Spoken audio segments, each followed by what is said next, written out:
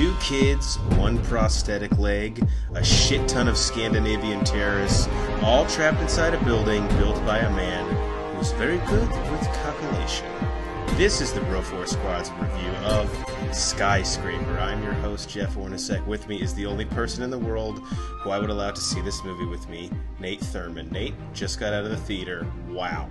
Am I right? Jefferson Evelyn Hornacek. What a movie. I laughed, I cried, I got a few erections, I must say. I noticed that. It was a little uncomfortable for all of us. Thank you guys for checking us out. We're actually going to spoil Skyscraper as much as we can, but again, if you're going into this movie, don't spoil anything for me. I don't think you get it right off the bat, so it's probably not going to affect your viewing experience. But we grade all of our movies on the 5 Bro4 Squad criteria: the acting, the story, our favorite scene, any lasting impact, and rewatchability. So Nate, we'll dive right into it. The main face, obviously, for acting cast is Dwayne "The Rock" Johnson. What did him or anyone else that you want to highlight, good or bad, stand out from Skyscraper? So this is the acting we're going over right now? Yes. I could have sworn this was a documentary. I may be mistaken, but yeah, so if there was acting, I may have missed that part of it.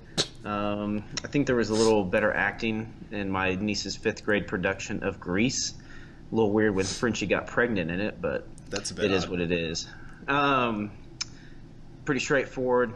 There was a line, there was an answer. That was about it for the acting on this one.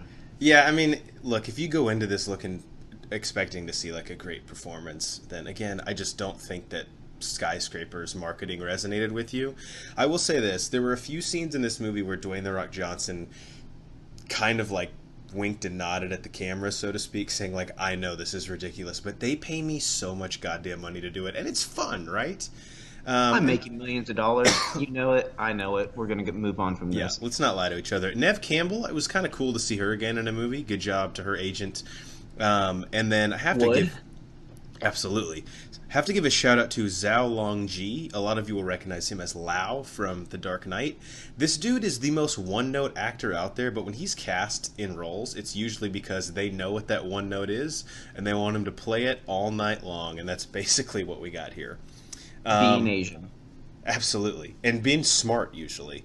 All right, the second part, and probably what's going to be the weakest of the 5 Bro4 Squad criteria for this movie, the story and the plot. Nate, I'll give it to you. It insists upon itself, to quote the great Peter Griffin. From the beginning, it force feeds you, and there's a lot of times throughout the movie where they try and do these sly little, hey, here's a scene. You remember when we foreshadowed this earlier? It was really great. We're going to play it to you again. Hope you love it the second time, too.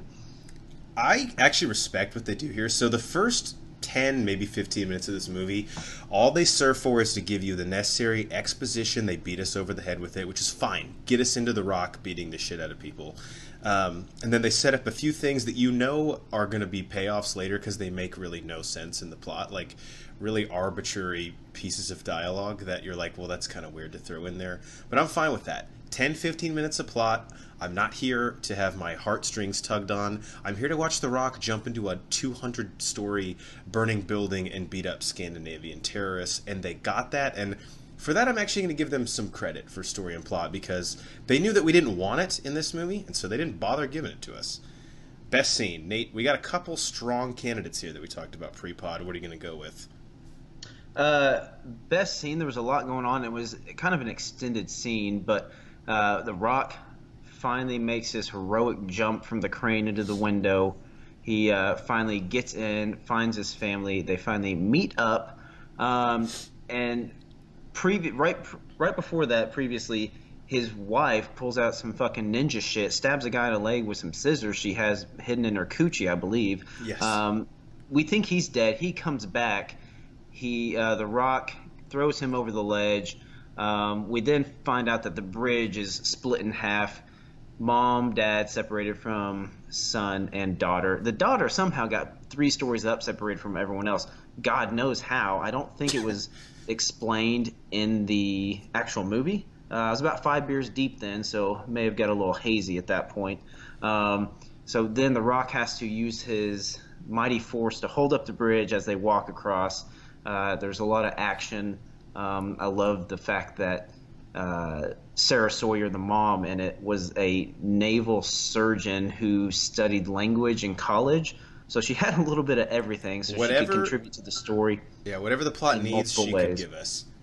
Yeah, she kicks some ass. But that was probably one of my favorite scenes overall. Yeah, that scene had the great action movie trope of walking across a very shaky makeshift bridge, Absolutely. which is always great and helps build tension.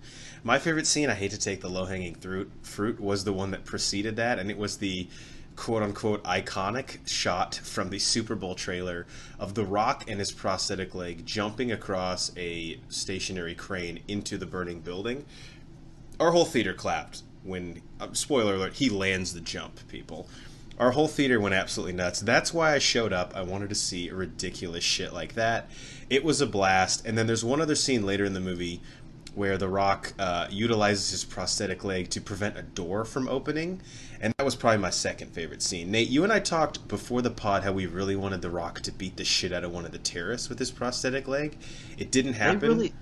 They really missed their spot on this one. He could have had multiple opportunities to whip that bitch off, hit someone over the head, knock their leg out from underneath him, or for God's sakes, at the very least, hide a little gun in the hollow spot in it. Come on. I was going to say the only other thing that could have topped that crane jump for best scene, which actually I think the CGI was really, really good in this movie when they did use it, would have been if, like, he used the prosthetic leg as a weapon, or what if it, like, could become a knife or something? That would have been insanely awesome.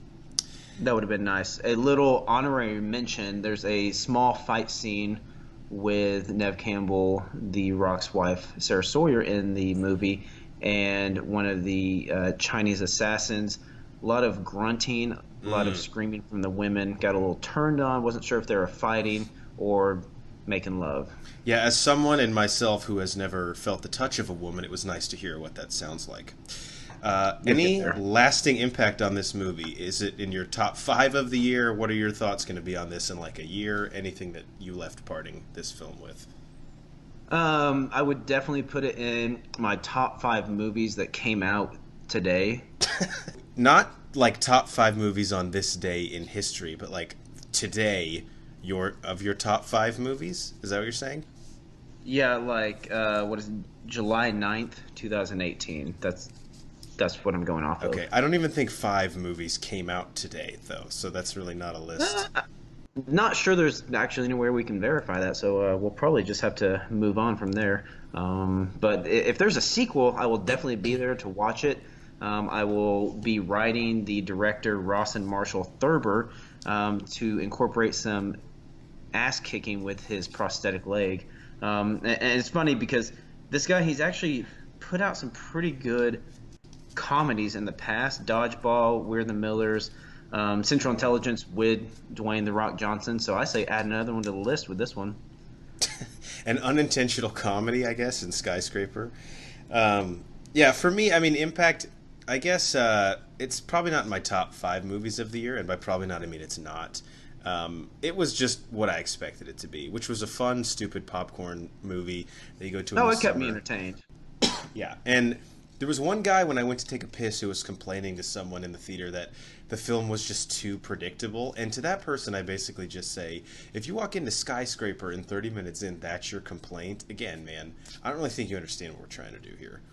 No, you didn't come into the movie with the right mindset. Right. And that brings us to our last category, which is rewatchability. So we were fortunate enough to get to see this before it comes out this Friday. So we'll basically just make this watchability. Nate, would you tell someone to spend their $15, give or take, on this as at the movie theater in admissions?